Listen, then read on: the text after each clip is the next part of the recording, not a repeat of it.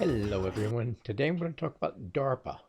That would be the Defense Advanced Research Project Agency, sometimes called the administration, but DARPA. They invent all kinds of unique things, bugs to spy on you. They're working on an underwater express program, which is really cool. It's basically it boiled down to making a gas bubble which surrounds an object in the water so that you're in the water, you could travel at extremely high speeds without resistance from the water. And DARPA is trying to develop some climbing assist systems.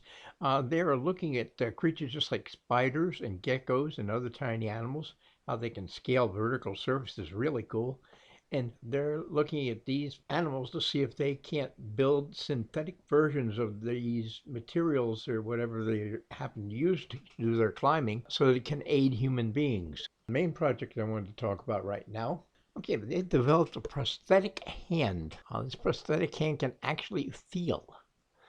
This is unbelievable that thanks to robotic technology and artificial intelligence, developed this hand that patients can get and are now capable of moving prosthetic limbs with their thoughts, as if it was like a natural body part. And they took an individual who was 28 years old. He'd been paralyzed for a decade, a long time.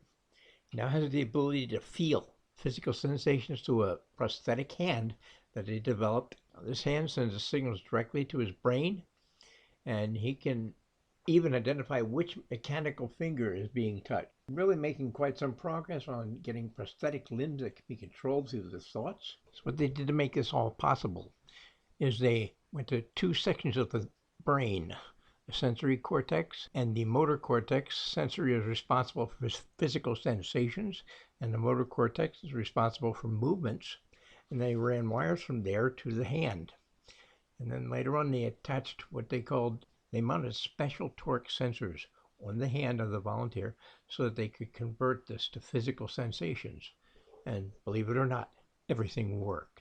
While testing the gentleman, they did something they would test by pressing one finger at a time, and then occasionally they would slip in touching two fingers at one time to see if they would get a response from the individual. And of course they did, and they knew then that he was getting feelings back through the robotic hand that were almost natural.